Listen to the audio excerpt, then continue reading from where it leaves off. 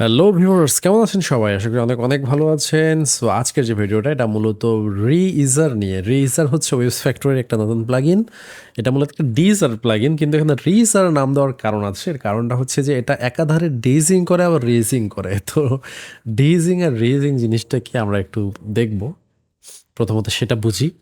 ডেজিং বলতে বোঝাচ্ছে যে এসএইচ হার্শ ফ্রিকোয়েন্সিগুলোকে রিমুভ করা বা কাট করা বা সাপ্রেস করা।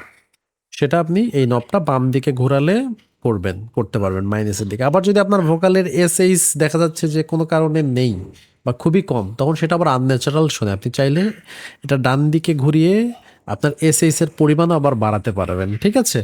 সো আমার মনে হয় মানে ওটা নর্মালি আপনি ইকুয়ালাইজার দিয়েও করতে পারতেন, কিন্তু এখানে যেহেতু এসএইচ যে ফ্রিকোয়েন্সিগুলো এগুলোকে স্পেসিফিকভাবে এটা মার্ক করে, সো এর মাধ্যমে করলে যেটা হবে সেটা ন্যাচারালি অনেকটা বেটার শোনাবে। ঠিক আছে? সো কোনো প্রকার এখানে এই প্লাগইনটা মানে আমার মনে হয় এখন পর্যন্ত আমার দেখা সবচেয়ে অ্যাডভান্স মানে ডিজার প্লাগইন। অ্যাডভান্স এই কারণে বলছি যে এটা জাস্ট এর বেসিক ইন্টারফেস। ঠিক আছে? মাঝখানে একটা মিটার দেখতে পাচ্ছেন, বাম দিকে টোনাল, এটা মূলত ভলিউম, আর ডান দিকে হচ্ছে সিভিলেন্স। এটা সোলো করে শোনার সিস্টেম আছে, মাঝখানে একটা মিটার, এখানে ভোকাল গেলে দেখতে পারবেন। বন্ধুরে তোর মনটা কঠিন। আর নিচে হচ্ছে সেন্সিটিভিটি নব আছে, এটা আপনার এস গুলোকে কন্ট্রোল করবে যে কি পরিমাণ মূলত এস যে ফ্রিকোয়েন্সি আছে সেগুলো কি পরিমাণ ক্যাপচার করবে, সেটা মূলত সেন্সিটিভিটি নব দিয়ে আপনি কন্ট্রোল করতে পারেন। যত বেশি করবেন তত বেশি দেখুন এসকে এটা ক্যাপচার করছে। আর স্মুদিং যে নবটা আছে, স্মুদিং নবটা যেটা করে সেটা হচ্ছে স্মুথ ট্রানজিশন, অর্থাৎ আপনার এস এর সাথে ট্রানজিশনটা কতটা স্মুথ হবে ক্যাপচার করা অ্যান্ড কাট করার, সেই জিনিসগুলোকে এটা এই নবটার মূলত ডিটেক্ট করে। ঠিক আছে? কঠিন তুই বিহনে কাটে না দিন। আচ্ছা যাক, এটা এখানে থাক। এখন মূলত এখানে জুম আছে, যেটা আপনি আপনার অডিওকে বন্ধুরে তো অনেকটা বেশি জুম করে দেখতে পারবেন এবং জুম আউট করে দেখতে পারবেন। এখন আমরা নিচের মেইন অপশন যেগুলো সেগুলোতে আসি।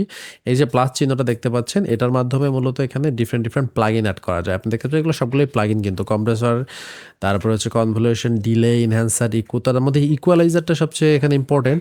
আপনি ইকুয়ালাইজার ব্যবহার করে স্পেসিফিক ফ্রিকোয়েন্সিকে বাড়িয়ে কমিয়ে আপনার যে মানে ডিজারের ডিজারকে আরও বেশি কন্ট্রোল করতে পারবেন এখান থেকে। আপনার যদি কোনো স্পেসিফিক এস বা এইচ এর ফ্রিকোয়েন্সি দেখা যাচ্ছে ডিজার দিয়েও কন্ট্রোল হচ্ছে না, সেক্ষেত্রে সেক্ষেত্রে আপনি ইকুয়ালাইজার ব্যবহার করে সেই ফ্রিকোয়েন্সিটাকে স্পেসিফিক ফ্রিকোয়েন্সিটাকে ডাউন করতে পারছেন, বা কোনো একটা ফ্রিকোয়েন্সি যদি বুস্ট করার প্রয়োজন পড়ে সেক্ষেত্রে এখান থেকেই আপনি বুস্ট করতে পারছেন।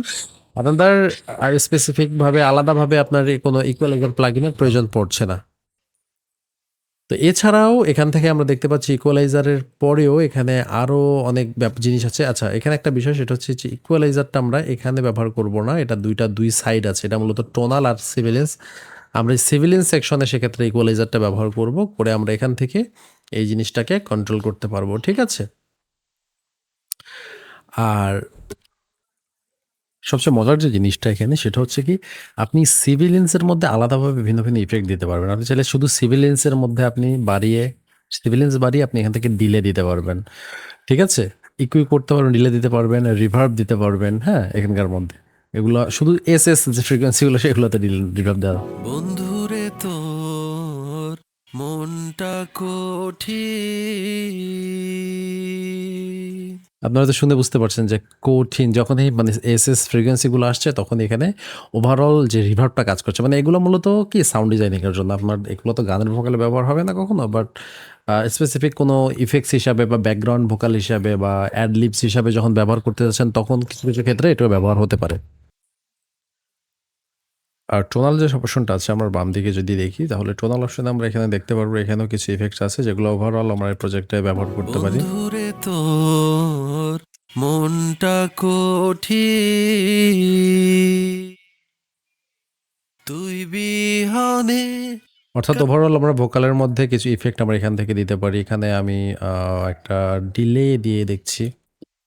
বন্ধুরে তোর মনটা কঠিন অর্থাৎ আপনার ওভারঅল যে প্রজেক্টটা আছে, ওভারঅল যে ভোকালটা আছে সেটার মধ্যে আপনি ওভারঅল এখান থেকে ইফেক্ট মানে মিক্সিং এর ইফেক্টগুলো এখান থেকে ব্যবহার করতে পারবেন, ঠিক আছে? স্টেরিও টুলস আছে, স্যাচুরেশন বাড়ানোর নব আছে, বন্ধুরে তোর লেফট অ্যান্ড রাইট, মনটা কঠিন ঠিক আছে? এগুলো এখান থেকে ব্যবহার করতে পারেন। এর পাশাপাশি এখানে আরো অনেক ইফেক্ট আছে, যে ইফেক্টগুলা চাইলে আমরা এখান থেকে ব্যবহার করতে পারি, যেমন ডিলে, এনহ্যান্সার, রিকিউ, ফ্ল্যাঙ্গার। তো সব ধরনের ইফেক্ট মিলে সাধারণত মোটামুটি এই প্লাগইনটা অনেকটা অ্যাডভান্স। আর এখানে প্রিসেটও আছে অনেকগুলো, প্রিসেটগুলো চাইলে আপনার মানে ভালোভাবে ব্যবহার করতে পারেন। ডিফারেন্ট ডিফারেন্ট প্রিসেট আছে, এগুলো দেখতে পারেন, ঠিক আছে? সো ওভারঅল রিজার অনেক বেটার একটা প্লাগইন। কারো যদি এই প্লাগইনটা প্রয়োজন হয়ে থাকে তাহলে নক দিতে পারেন আমাকে। পাশাপাশি ভিডিওটি যদি ভালো লাগে থাকে অবশ্যই subscribe, like and comment must. Thank you.